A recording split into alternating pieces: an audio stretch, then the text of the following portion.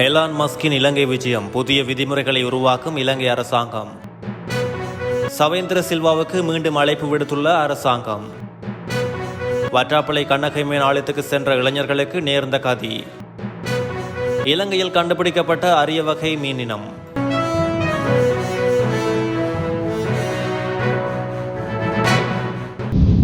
X சமூக வலைதளத்தின் உரிமையாளர் Elon Musk இந்த வருட இறுதியில் இலங்கைக்கு விஜயம் செய்ய திட்டமிட்டுள்ளதை அடுத்து ஸ்டார்லிங் செயற்கைக்கோள் இணைய சேவையை ஆரம்பிப்பதற்கு வசதியாக புதிய விதிமுறைகளை இலங்கை உருவாக்க உள்ளதாக தொழில்நுட்ப ராஜாங்க அமைச்சர் கனக ஹேரத் தெரிவித்துள்ளார். ஊடகங்களுக்கு கருத்து தெரிவிக்கையிலேயே அவர் மேற்கண்டவாறு கூறியுள்ளார். அவர் மேலும் தெரிவிக்கையில், டெஸ்ஸா மற்றும் ஸ்பேஸ் எக்ஸ் நிறுவனங்களின் தலைவரான எலான் மஸ்குடன் இலங்கையின் ஜனாதிபதி ரணில் விக்ரமசிங்க இந்தோனேசியாவில் சந்தித்து பேச்சுவார்த்தை நடத்தியுள்ளார்.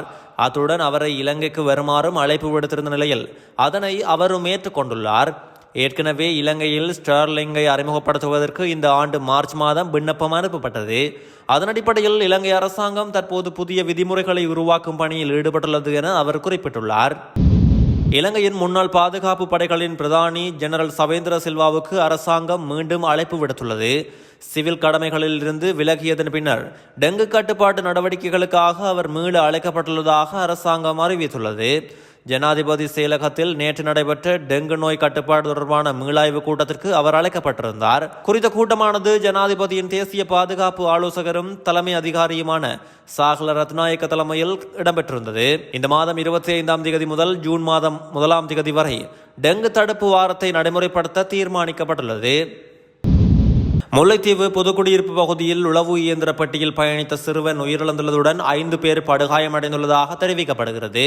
இந்த சம்பவமானது நேற்று மாலை 6:30 மணியளவில் தேராவில் வளைவு பகுதியில் இடம்பெற்றுள்ளது. வற்றாப்பளை கண்ணகியம்மன் ஆலய பொங்கல் நிகழ்வுக்கு உளவு இயந்திரத்தில் பயணித்த இளைஞர் குழுவே இந்த விபத்தினை சந்தித்துள்ளது. சம்பவத்தில் 16 வயதுடைய சிறுவன் உயிரிழந்துள்ளதோடு 5 இளைஞர்கள் படுகாயமடைந்த நிலையில் புதுக்குடியிருப்பு ஆதார மருத்துவமனைக்கு கொண்டு செல்லப்பட்டு பின் மேலதிக சிகிச்சைக்காக முல்லைத்தீவு மாவட்ட மருத்துவமனைக்கு மாற்றப்பட்டுள்ளார்கள். கொழும்பின் புறநகர் பகுதியில் கல்கிசை கடற்கரையில் கல்குல்லா அல்லது ஹீல்ஸ் என்று அழைக்கப்படும் அரிய வகை மீனின் இறந்த உடலொன்று கரையொதுங்கியுள்ளது. இந்த விலங்கு இனம் பெரும்பாலும் ஆழ்கடலில் உள்ள பாறைகளுக்கு மத்தியில் வாழ்கின்றது மற்றும் தரைக்கு வராத இனமாகும். அரிய வகையாக காணப்படும் இவை மற்ற மீன்களின் உடல் நிறத்திலிருந்து வேறுபட்ட தோல் புள்ளிகள் காணப்படும். அவை உணவுக்காக எடுத்துக் கொள்ளப்படாத மீன் வகை என மீனவர்கள் தெரிவிக்கின்றனர். ஆழ்கடலில் உள்ள பாறைகளை சுற்றி மீனவர்கள் வீசிய வலைகளில் சிக்கியிருக்கலாம் அல்லது போர்க்கப்பல்களிலிருந்து வெளியேறும் திரவம் தேங்கி நிலத்திற்கு வந்திருக்கலாம் என்று நம்பப்படுகிறது.